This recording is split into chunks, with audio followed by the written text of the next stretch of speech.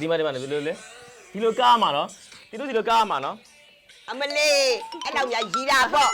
ကျုပ်တို့ကမမြေးလာပဲပြေးလုံးကြလိုက်မယ်သူကဖေးမပေါငါဖေးပါတယ်ရှင်မန်းသူလေးစီလိုနေကတော့အနုပညာလောကမလွယ်ဘူးအန်တီတို့ခေတ်ကလုတ်ခဲ့တာတွေဘယ်လောက်ခဲရင်လဲမတူးဆိုတဲ့နာမည်တစ်လုံးရဖို့ငါဘယ်လောက်ကြိုးစားခဲ့ရတယ်မင်းတို့အသိဟုတ်တယ်မလားဟုတ်တယ်လွယ်လေးနဲ့ရတယ်သူတို့ခေတ်ကလို့ငါတို့ခေတ်မှာ TikTok တွေလည်းမရှိဘူး Facebook တွေလည်းမရှိဘူးငါတို့မှဒီလိုကင်မရာတွေလည်းမရှိဘူးဗီဒီယိုလည်းမရှိဘူးကားကြီးကင်မရာအကြီးတွေလူတွေ9ယောက်6ယောက်ထားနေမီးလုံးကြီးတွေဆိုချင်းဟာလားအမနေနေတိုင်းမူ 3K 5K အလုံးကြီးတွေထမ်းပြီးသွားရတယ်နော်အဲ့ဒီလိုနောက်တစ်ခါဒီရိုက်တော့မယ်ဟဲ့ဆိုလို့ရှိရင်ဒီစက်ကြီးကနှိုးပြီးစက်ကြီးနှိုးတဲ့ကြမှာငါတို့ item လုံးရတာဟာလားအင်မတန်ခဲရင်နဲ့ငါတို့ဖို့လုပ်ဖို့အားလုံးပဲမင်္ဂလာပါခင်ဗျာကျွန်တော်တို့သူကြီးနောက်ကနေပြီးတော့မှဒီတစ်ပတ်အဆက်အဟက်စီစဉ်ကနေပြီးတော့မှဘယ်လိုအဆက်အဟက်တွေကိုကျွန်တော်တို့ရဲ့ပရိသတ်တွေကိုပြောကြမလဲဆိုတာကတော့စောင့်ကြည့်ပေးကြပါခင်ဗျာကျွန်တော်ကတော့ညတော့ကတီတူနဲ့ဖုန်းဆက်ပြီးတော့မှတီတူရေကျွန်တော်ကတော့ဒီတစ်ပတ်မှာဆိုလို့ရှိရင်တော့ပေါ့နော်ရှေ့မှာအခုခေတ်စားလာတဲ့ခေတ်စားနေစေဖြစ်တဲ့ကျွန်တော်တို့ရဲ့ social influencer တွေအကြောင်းတွေနဲ့ TikTok ဆယ်လီတွေအကြောင်းကိုကျွန်တော်တို့ပြောချင်တယ်လို့ပြောရတဲ့အချိန်မှာတီတူကနေပြီးဟာအားဆိုလို့ရှိရင်ငါဒီအကြောင်းလေးစိတ်ဝင်စားရဲဆိုပြီးတော့မှကျွန်တော်တို့ညညရဲကမှအဆက်အဟက်မိထားတာပဲဖြစ်ပါတယ်ခင်ဗျာဆိုတော့တီတူရေညတော့ကတားတဲ့တီတူနဲ့အဆက်အဟက်မိထားတဲ့အကြောင်းလေးတွေအခုတီတူနဲ့ဆွေးနွေးရအောင်လှုပ်လိုက်လေကြားသလားလို့ဒါဆိုလို့ရှိရင်ဒီနေ့ခက်မှာဆိုလို့ရှိရင်လည်းအရန်ခက်စားလာတယ်ပေါ့နော်တီတူတို့လည်းသိမှာပါပြီးတော့မှတားတစ်ခါတွေ့လိုက်သေးတယ်နော်ဟို social influencer တွေနဲ့ရိုက်ထားတာလေးသိတယ်မမိတယ်မိုးညိုနဲ့လားမသိဘူးဟုတ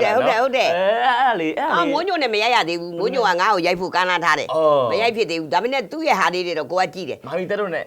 မမီသက်တို့ငလဲမတို့နဲ့ကတော့ကိုကရင်းနေရင်းနေတယ်ခင်လဲခင်တယ်ငလဲမလေးဆိုလဲချစ်တယ်လေကောင်မလေးကိုကောင်လေးပေါ့ကောင်လေးသူ့ကိုချစ်တယ်လေသူတို့နဲ့တူသွားပြီးတော့မှပြီးခဲ့တယ်လားဟုတ်ကဲ့မြောက်တကူမှာအန်တီကဟိုတငယ်ပြန်တာသူ့ရဲ့မမီသက်ရဲ့အမေဟုတ်ကဲ့အဲ့ဒါလေးရိုက်ထားတယ်ဟုတ်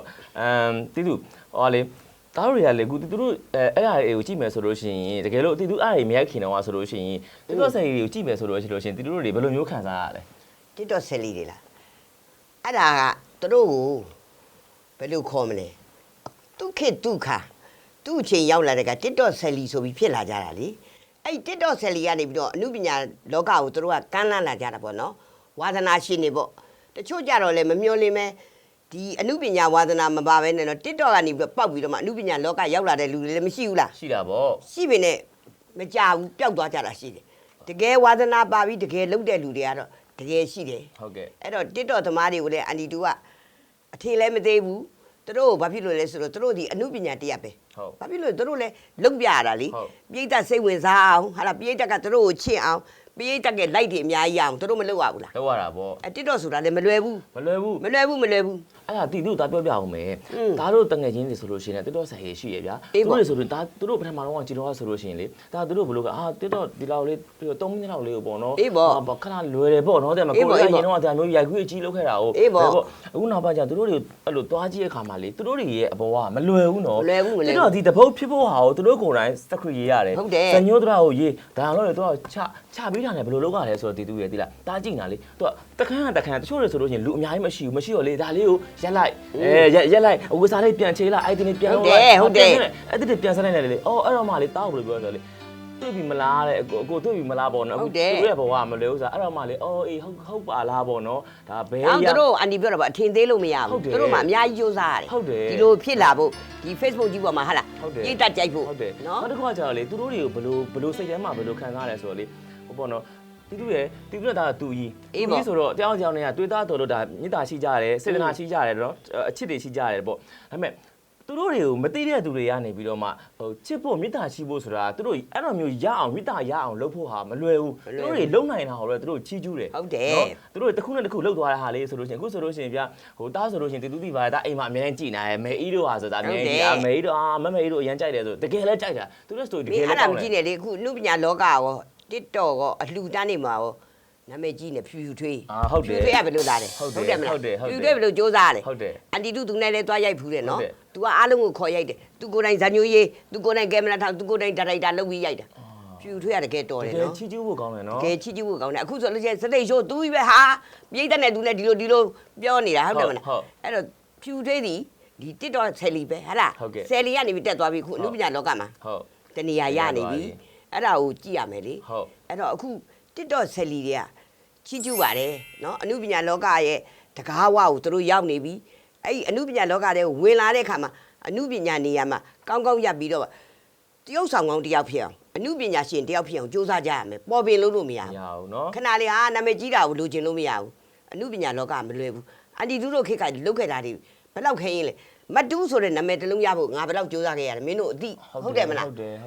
လွယ်လွယ်လေးနဲ့ရတယ်သူတို့ခေတ်ကလို့ငါတို့ခေတ်မှာ TikTok တွေလည်းမရှိဘူး Facebook တွေလည်းမရှိဘူးငါတို့မှာဒီလိုကင်မရာတွေလည်းမရှိဘူးဗီဒီယိုလည်းမရှိဘူးကားကြီးကင်မရာအကြီးတွေလူတွေ9ယောက်6ယောက်ထားနေမီလုံးကြီးတွေဆိုချင်းဟာလားအမနေနေတိုင်းမူ 3K 5K အလုံးကြီးတွေထမ်းပြီးသွားရတယ်နော်အဲ့ဒီလိုနောက်တစ်ခါဒီရိုက်တော့မယ်ဟဲ့ဆိုလို့ရှိရင်ဒီစက်ကြီးကနှိုးပြီးစက်ကြီးနှိုးတဲ့ကြမှာငါတို့ item လုံးရတာဟာလားအင်မတန်ခဲရင်နဲ့ငါတို့ဖို့လုပ်ဖို့အတီတူးဆိုရင်ဟာတာလိုက်ရောက်ခဲ့တယ်ဟာတာလိုက်ရောက်ဖို့ရေးကိုရှင်းမှာအမေတော်စင်ခင်ကအသက်ကြီးသွားပြီကျမကြီးမကောင်းဘူးအမေတော်ခင်လေးဆွေအမေတော်မေနွဲ့အမေတော်တန်းရွှေဟာလားသူတို့ရှိတယ်သူတို့ရှိတဲ့အချိန်မှာအတီတူးရုပ်ရှင်လောကကိုစရောက်လာတော့သူတို့ရဲ့ item လေးတွေကြည့်ပြီးတော့ကိုကလောက်ရတာကိုမှရုပ်ရှင်တင်သားဆိုတာလည်းမရှိဘူး Facebook ဆိုတာဝေလာဝေးဒီစက်ကြီးကြီးကိုပဲကိုမှမြင်ရတာဟုတ်တယ်မလားအဲ့ဒီကနေမှတခါယောက်ျားအမှုပညာရှင်တွေဥတုပ်ဘောတို့ဥစာမတူတို့ဥရွှေရိုးတို့ဥတော်တာဥပလာတာဟာလားဥရှိကိုမျိုးမင်းဦးသူတို့တွေကိုကြည့်ပြီးတော့မှကိုကလေသူတို့ item နေနဲ့အမေနွဲ့တို့ item နေနဲ့ပေါင်းပြီးတော့မှကိုမှယူရတာကိုရဲ့မြင်စရာတွေပေါ့ကွယ်ကိုတင်စရာတော့ရုပ်ရှင်မင်းသားကြီးကိုဝင်းဦးအမှုပညာလောကကိုရောက်အောင်လမ်းလျှောက်ပေးတယ်နော်ရောက်အောင်ပို့ပေးတယ်နောက်ပပကြီးဦးကြီးမြင့်ရမုံတိုင်းရုပ်ရှင်ဒါရိုက်တာဦးကြီးမြင့်သူကကိုယ့်ရဲ့ဒုတိယဆရာဒီဆရာနှစ်ယောက်ကနေကိုယ်တင်ပေးလို့ဒီလောကထဲမှာကိုရက်တည်ရတယ်ကိုယ့်ရဲ့စူးစမ်းမှုတဲ့မတူးဆိုတဲ့နာမည်တစ်လုံးရလာတယ်လွန်နေတဲ့တော့မရဘူးသားအခုအန်ဒီအမှုပညာလောကမှာအနှစ်50 60ရှိပြီနော်ရက်တည်နေတာအဲ့တော့အခု TikTok ဆယ်လီဖြစ်လာလို့လေကိုကအခုစူးစမ်းရမယ်သူတို့ကလွယ်လွယ်လေးလေဒီကင်မရာလေးတွေလုံးလိုက်တာနဲ့ဖုန်းလေးတွေတစ်ချက်နဲ့ဟာလားနာမည်ရတာတို့မှနာမည်ရဖို့ဘယ်တော့ကြိုးကနှစ်ပေါင်းများစွာစူးစမ်းရတယ်အဲ့တော့ TikTok ဆယ်လီသမီးတွေသားတွေအားလုံးနဲ့စူးစမ်းကြပါအမှုပညာကိုတကယ်ချစ်တယ်ဆိုလို့ရှိရင်တကယ်မြတ်လို့ရင်တကယ်နှစ်ချိုက်မိမိကိုယ်ထဲမှာအမှုပညာဇံဝင်ပြီးတော့မှအလုပ်လုပ်ပါဟိုခဏလေးပေါ့ပင်ဆိုတာမလုပ်ပါနဲ့နော်တူပြီးတော့လေနောက်သားတို့တွေလေအခုခေတ်မှာနာမည်ကြီးရလေ social influencer တွေမှာဆိုလို့ရှိရင်သားတို့ဒီ food blogger တွေတဲ့မှာ travel blogger တွေပြီးလို့ရှိရင်သားတို့ဒီ make up အလှပနဲ့ပတ်သက်တဲ့မဝင်းမင်းတန်းတို့ဆိုတအားနာမည်ကြီးရတီတူကသူတို့တွေဘယ်လိုမြင်လဲအော်သူတို့တွေကလည်းနာမည်ကြီးတွေပဲလေဒါလည်းသူလည်းအမှုပညာတယောက်ပဲသူလည်းသဘောကျတဲ့အန်တီသူကအားပေးတယ်ဝင်းမင်းတန်းရေသူ့လိုပဲဟာလားကိုမုံလေးတို့စိုးမိုးကြီးတို့ဆိုမလေးလိုက်ပြီးအစားတွေပြတယ်မိုးဆက်တို့ဆိုနာမည်သားမိုးဆက်ဆိုနာမည်မိုးဆက်ဆိုလို့ရှိရင်မလေးပြောမနေနဲ့ကိုရီးယားမာကြီးလုပ်လိုက်ကိုရီးယားကြီးလုပ်တယ်ဟာလားအမျိုးစုံလုပ်တာမိုးဆက်ကလေအဲ့လိုမျိုးသူဟိုကလေအရှိမတွားလေးနှစ်ချောင်းထွက်ပြီးတော့လေဒီတရုတ်မာလေးပုံစံလုပ်တဲ့ဟာလေးဆိုတအားချစ်တာဟုတ်တယ်သူ့ပုံစံလေးဟုတ်တယ်မိုးဆက်လည်းတော်တာပဲနော်ဘယ်လိုပဲဖြစ်ဖြစ်အမှုပညာကိုသူကလည်းတော်တယ်အမှုပညာလုံးနိုင်တယ်နော်စိုးမိုးကြီးကိုလည်း तू ကတင်မေးတာနော်အမလေးစိုးမိုးက तू တင်တာမဟုတ်ဘူးအဲ့ဒါကိုပြောချင်တာပေါ့နော်အတီသူတို့အဲ့လိုမျိုးပြောရင်ဒါမှားတော့မလားတော့ဒါပေမဲ့ तू ရေးရှင်းကိုတတ်ပြောလိုက်မယ်ပြောဆိုလေအခုတချို့အမှုပညာရှင်တွေဆိုလို့ရှိရင် तू နဲ့ကြာမှတွဲပြီးတော့မှပြန်ပြီးတော့မှလူပြန်သိတာတယ်လို့အဲ့ဒါပြန်ခံစားရတယ်ဟုတ်တယ်လေမှန်တာပြောတာပဲဟုတ်ကဲ့အဲ့ဒါစိုးမိုးကြီးလည်းရင်းတော့နာမည်ကြီးမင်းသမီးပဲဟုတ်လားဒီဇက်ပို့တဲ့နေရာမှာအင်မတန်မှတော်တာအလွမ်းလာမလားအကျန်းလာမလားဟုတ်လားနော်အကယ်ဒမီကတော့ကံမရှိလို့မရတာလေနှုတ်မို့ဆိုတော့ရမှာပဲမနစ်ကတော့မှ तू က fashion စုတောင်ရထားပြီပဲအဲ့တော့စိုးမိုးကြီးလေရအောင်ပါနော်တမီးလေအခု तू ကလည်းဘာပြောလေအခုဟိုတင်းနဲ့တွဲပြီးတော့မှဒီအစားတောက်တယ်ကိုမုံလေးနဲ့လည်းတွဲတယ်အဲ့ဒါအန်တီတော်ပြောဟဲ့နင်းတို့တစ်ခါရရင်ငါလည်းခေါ်လို့ငါလည်းစားကြည့်တယ်အဲ့ဆိုတီတူရရင်တောက်လည်းခေါ်ဟုတ်ကဲ့ပါတီတူဒါတော့ဒီဘက်ခင်မှာတီတူတို့ခင်မှာတော့မရှိခဲ့တဲ့အကြောင်းအရာတွေဒီဘက်ခင်မှာရှိတဲ့ဟာတွေတွေကိုအဆက်ဟာလေးပြန်လုပ်ပေးထားတာပေါ့ဆိုတော့ဒီနေ့တာတို့ကညတော့သူကြီးကဒါဖုံးဆက်ပြီးပြောတယ်လေတီတူဒါမျိုးလုပ်တာဘာလုပ်လို့လဲဆိုတော့တီတူကလည်းလက်ခံဆိုတော့ဒါဒီနေ့ဒီအကြောင်းအရာလေးကတာတို့ရဲ့ပရိသတ်တွေကိုလည်းဒါအဆက်ဟာလေးမိသွားမယ်လို့တာထင်တယ်တီတူကဘယ်လိုထင်လဲခင်မှာလေဘာဖြစ်လို့ဆိုဟိုခေတ်နဲ့ဒီခေတ်နဲ့ကကွာတယ်လေခေတ်ချင်းရမတူဘူးအခုခေတ်မှာလူငယ်တွေကဆက်ဆက်ရတိုးတက်တယ်မင်းငါတို့ခေတ်တော့ကင်မရာကြီးတွေကြီးအခုကြည့်တဲတဲလေးတွေရတယ်အများကြီးရိုက်တယ်နောက်တစ်ခါတီးဖြတ်နော် editing ရင်တော့ဆက်ကြီးတွေနဲ့ editing တော့ဟိုဆက်ကြီးတွေနဲ့တော့တွားနေရတာအခုများဘောဆိုပြီးသွားပြီတိတ်ဂီတာ တေးဂီတာဆိုလည်းဒီလိုပဲဟဟလားအရင်တော့ဆိုစတူဒီယိုမှာဘုံနေပါအကုန်နော်တီးရတာဒီကားကြီးကိုကြည့်ပြီးတော့မှတီးနေအခုဆိုခလုတ်နေတာနဲ့ဟောတချင်းကသူကသူအဲ့တော့ခစ်ကပြောင်းလဲသွားပြီခစ်ပြောင်းလဲတယ်လို့ပဲကိုကနားလည်မှုရှိရမယ်အခုငါတို့တွေကအသက်ကြီးလာပြီလူငယ်တွေကိုကမ်းလာရမယ်လူငယ်တွေကအခုဘယ်တော့တော်လဲနော်ကင်မရာပဲကြည့်မလား editing ပဲကြည့်မလားတေးဂီတာပဲကြည့်မလားဟလားစညွန်းဇလန်းဆိုတာအားတော်တာနော်အန်တီကရုပ်ရှင်စီရုံမှာအမှုဆောင်လူကြီးလုပ်နေတော့ဒီလောကလူတွေကအခုအစ်စ်တွေကိုကြိုဆိုးနေတယ်သူတို့တွေကိုအသိဝင်ဖြစ်အောင်လုပ်ပေးနေရတယ်သူတို့တွေကပညာရှင်တွေလေဘာပြောဒီကလေးတွေကဟလား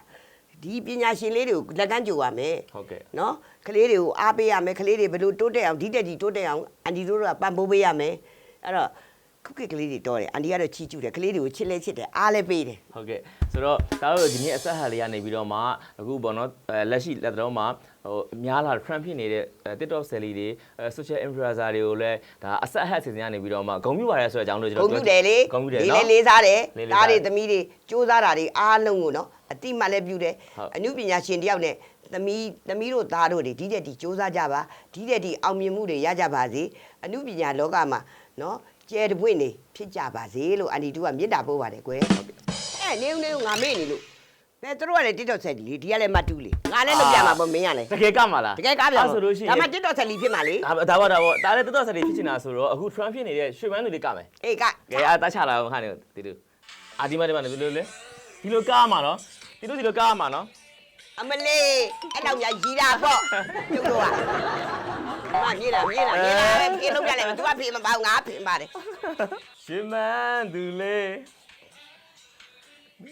စီလိုနေငါတော့你都这么帅了么？别来听我们来了不？